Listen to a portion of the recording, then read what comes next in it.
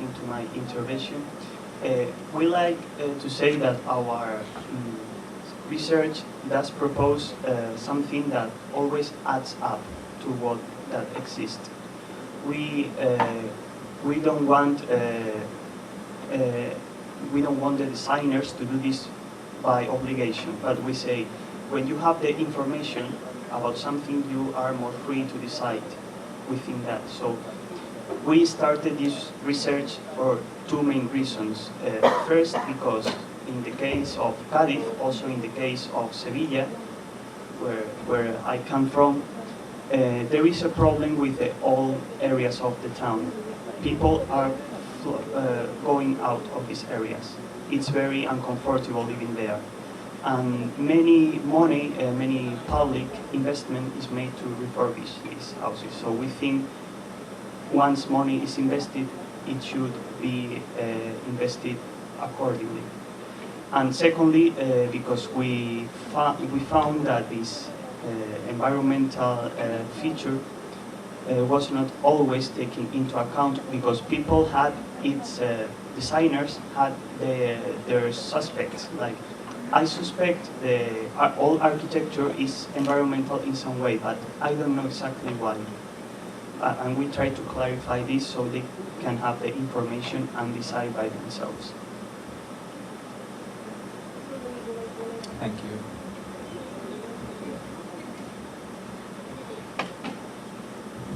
Yes, I have a question to the last speaker. Because I was thinking about how your research can reach the designers. Is the government in Cadiz, are they including that in their building code, or are you just still proposing a supplemental building code based on your research? We have to understand separately, because the catalogation of buildings, that is like the first part of my intervention, the council is responsible for that, and the building code is responsibility of the central government. So now the building code, we have a new building code, and it's being renovated in a way that they are trying to pay more attention to all buildings and refurbishment of all buildings. So we are trying to propose that this way of understanding the environmental features of heritage architecture could be used in refurbishment projects. That is, that for example, you undertake a refurbishment project, so you are not obliged, you don't have to compulsory comply with all modern building codes features. Like I said, airtight windows, for example, that in the case of Cadiz, it's not very recommendable. And also the way that you place the insulation. In our climate, so in the south of Spain, buildings that not work only by insulation, but more by thermal inertia and thermal lag. That is, between day and night, they store the heat, dissipate the heat, store the heat again, and that can produce comfort. This is what we are trying to propose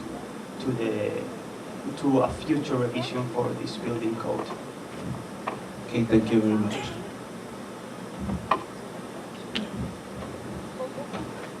Okay, this question to Architect Simas.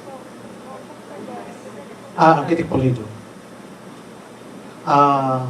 Your studies about building performance, what software did you use? And your study, it's more on the western side of the country, it's cold. And how your study will bring the tropical country here in the Philippines? And what use is that in our country here? Thank you for. We use different softwares for general design guidelines.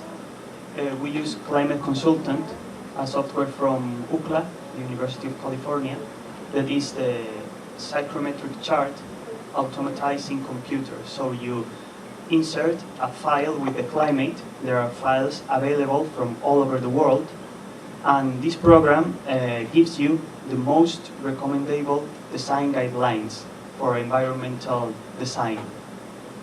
So you can use this program everywhere in the world.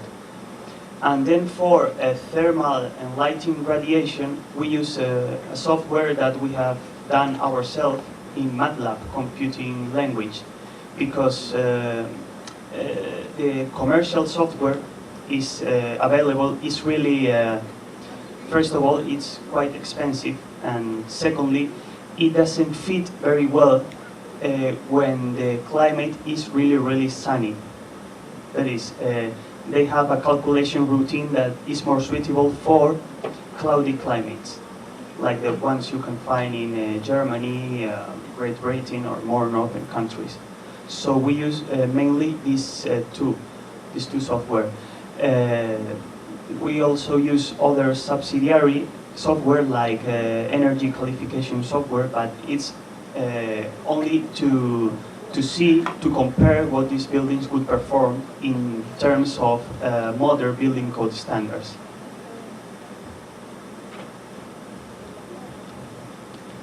So are there any more questions from this side of the theater? Any questions, guys? Oh, there's one in front. One question to Mr. Aizawa. I know you have also methodologic process design.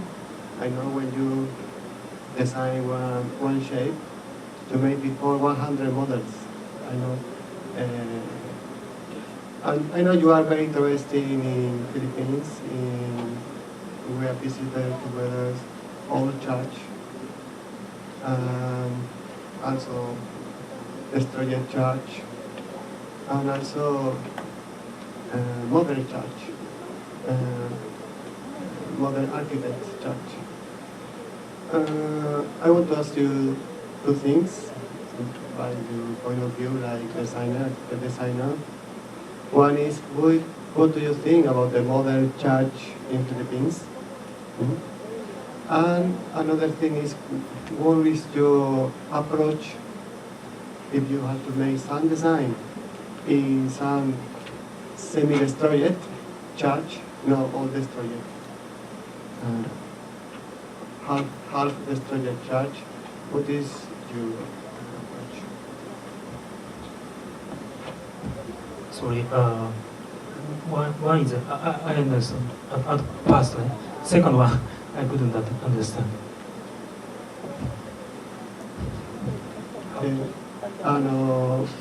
いや、日本語で。Okay. 亡くなった、いろいろ亡くなった教会見たんですけど、中途半端の亡くなった教会いますね。そういうの教会はどのぐらいのデザイン、もしあなたデザインしたかったら、これからどうすればいいか、そういうの。Okay. Thank you. I think new design of church in Philippines. First one, your question. It's I think it's very difficult to think. And we have to. I think we have to understand the culture and history of architecture. And now we have many techniques. We can get many techniques in present. So we have to think about how to make new design by new techniques and understanding the history of Philippines church. Maybe we should think mixed design. And then next one is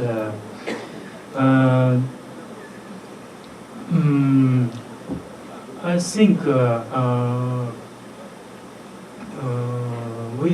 we have to understand the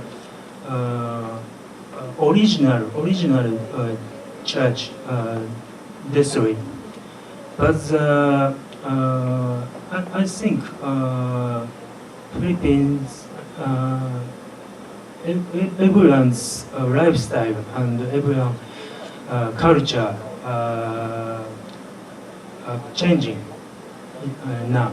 So we should think about the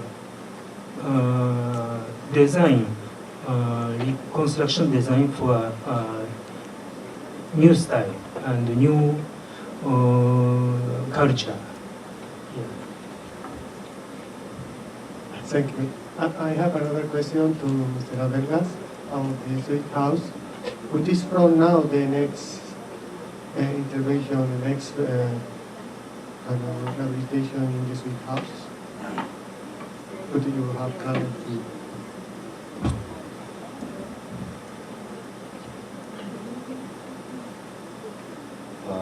For now, we're still trying to make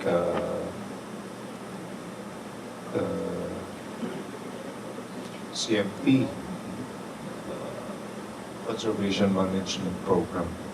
Because when we did the conservation work on the foundation that was done out of urgency, it's an urgent thing we did. But as I mentioned, that it's not the proper way. So what we should do now, what we plan to do is to really make a comprehensive conservation management program for the Jesuit House. Thank you. One or two more questions.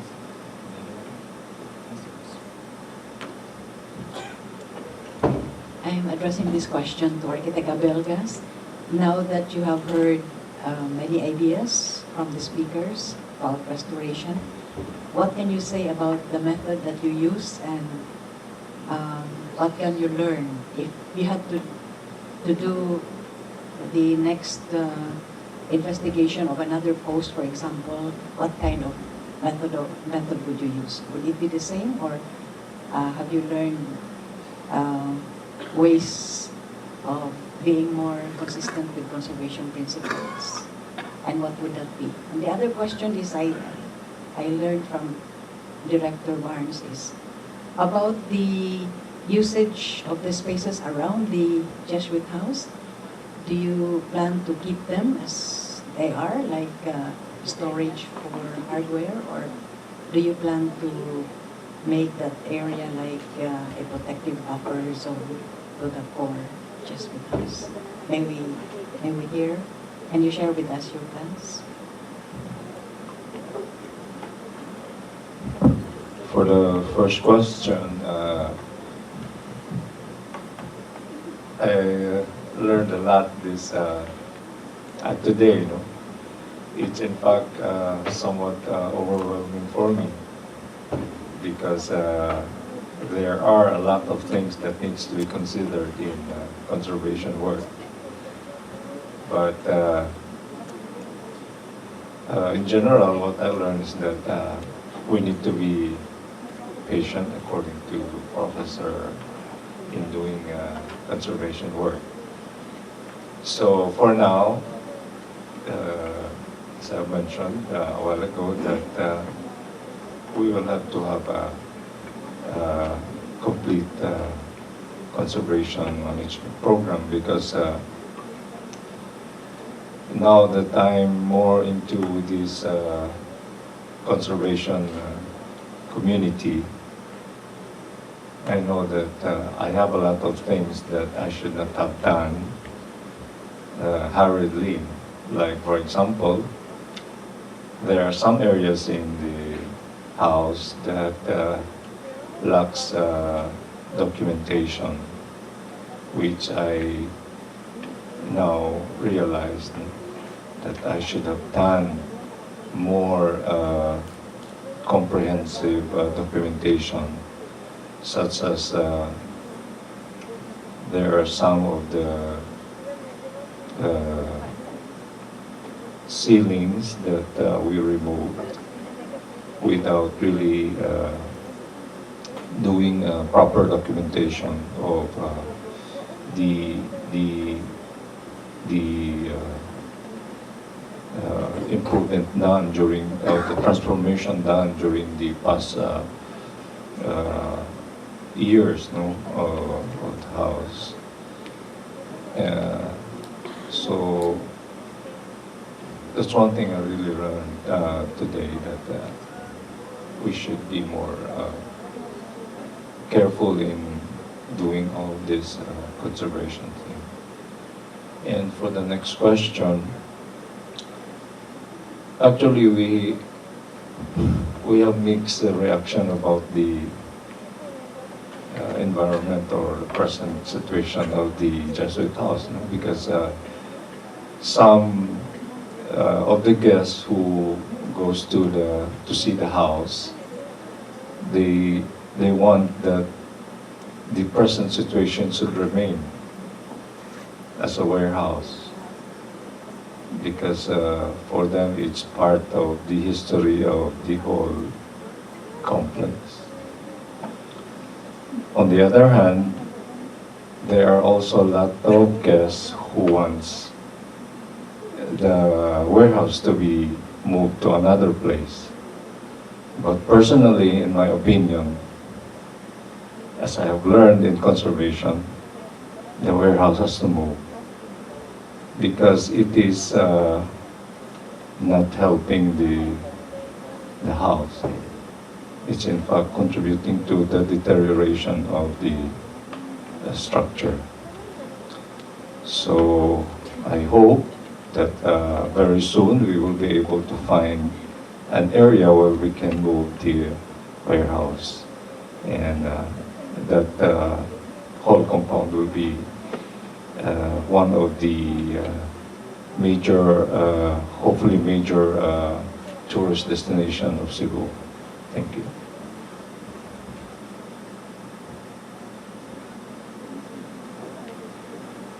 Are there any more questions?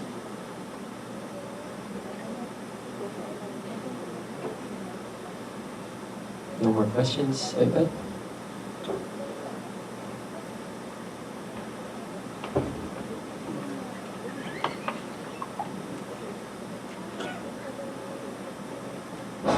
Okay. In the end, please let me talk about the impression of this conference. In the beginning, I was thinking about this rehabilitation is like recovering the past. The day already has gone. But today, many presenters was talking about community or life or people living here. It's a very, very problem or matter of the present. And also many people talking about the importance of the education. Because, for example, just not building a new church, for example, to reconstruct older church, we must start from the education. So it means it's like making a future between us. So even rehabilitation, it's like connecting the past and the present and the future all together and making a new future. I really feel these things in this conference. Thank you. Thank you so much, sir. And before we end everything, I'd like to welcome someone for the closing remarks, the Director of the National Museum, Mr. Jeremy Barnes. A round of applause, please.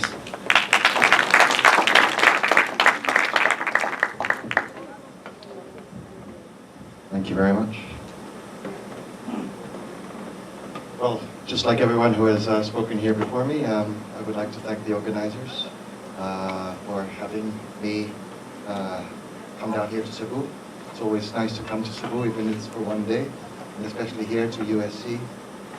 I thought I was here to listen, but I had feared that I would be asked to say something, and so I've just jotted down a few observations. I have enjoyed listening to the panel discussions and all the speakers today. Of course, the reason I am here is precisely to listen, and everything that has been said, both by our resource persons and by the participants, has definitely had a bearing on what we at the National Museum, as one of the implementing agencies of the national government in this great endeavor, is really trying to stay on top of. There's such a multitude of concerns and a vast scope of work in so many different areas that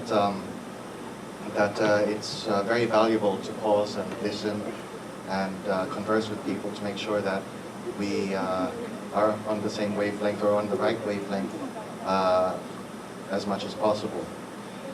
I would like to say, though, that thus far, what is it, 9 months since the earthquake, 10 months since the typhoon, I think we in the national government have gotten it more or less right so far as regarding the affected cultural heritage sites.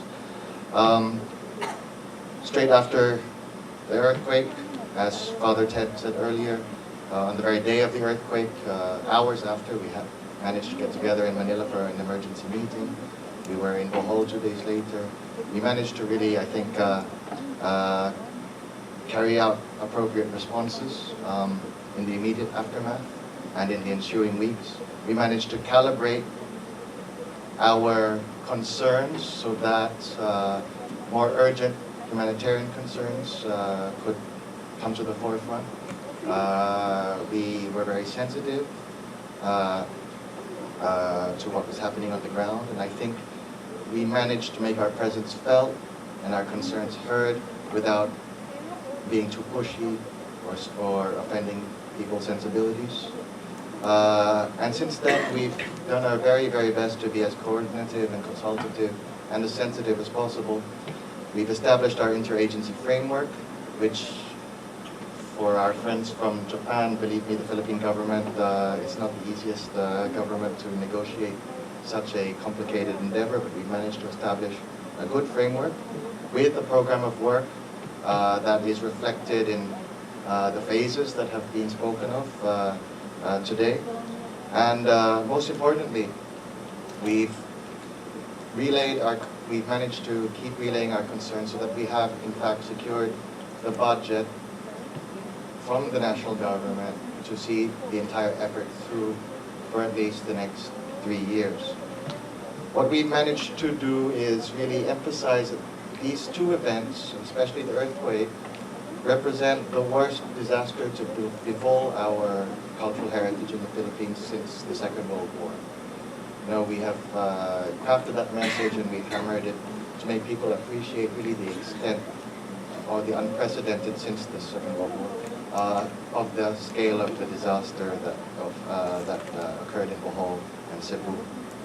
And we've managed, I think, very successfully to establish the political will that's needed to carry this work through from we have the pre-restoration phase that we are now wrapping up and concluding with the commissioning of the proper detailed engineering studies, which will then be the input for phase 2, disseminating the information in those studies as inputs for conferences of experts to deliberate on what would be the best approaches, bring that expert consensus, and I hope we have a consensus per site, bring that consensus to the stakeholders, and forge a larger consensus combining both stakeholder concerns and professional opinions. So we are, I think, online. We've had a few hiccups with releases of funds here and there, but we have been met with a healthy impatience on the part of stakeholders and communities and parishes. And so while we certainly understand the need for patience and for long-term thinking, we also have to show our own people, our bosses, that we're not just going to sit around and let time pass and week after week, fiesta after fiesta, have them hear mass and go through their lives out in the open in temporary churches. We have to show direction, we have to show commitment, and I think we're doing that fairly well. And the status of work is such that we're almost ready to bring together all the information that experts such as those who we have heard and talked with today can really go through in order to formulate detailed recommendations as to what are the appropriate steps moving on beyond that. I really appreciated the presentations today. We, especially these articulating visions for sustainable futures, starting with Dean Espina this morning. That is the larger picture. We want to carry out this huge endeavor in the larger context of building a sustainable future for our country, of supporting developmental goals such as those which the Escuela Taller are committed to advancing, and to use the buzzword, which we should really make sure retains its meaning and doesn't just become a cliche, but really to build back better, to secure the national patrimony and the legacy of past generations, incorporate this into better lives for present and future generations of Filipinos, and also dedicate this to achieving and maintaining the universal human values we all cherish. So with that, I thank the organizer again for bringing me here. It's great to see old friends and meet new colleagues, and I hope that everyone will take and appreciate the new learnings and knowledge that we've shared today. Thank you. Thank you so much, Mr. Chairman Barnes. And may we ask everyone to, for the speakers to join us on stage for a photo. The speakers, please, if you may, join us on stage for a photo. Yes, yes, sir.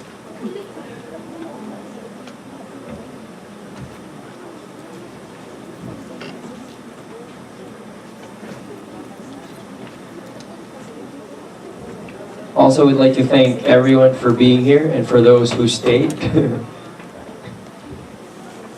I hope everyone has got something with them as they go out of this theater.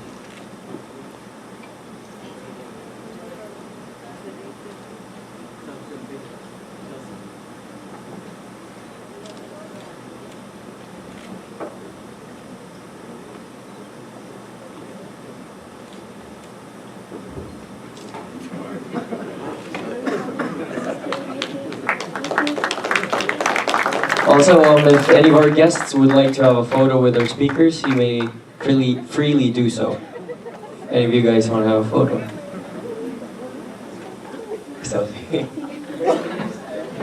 Also, speakers, you will be having your dinner at Abasadero restaurant around 7:30 to 8 in the evening, and transportation will be provided. A van and a taxi will be waiting for you. Thank you very much for being here, and good night.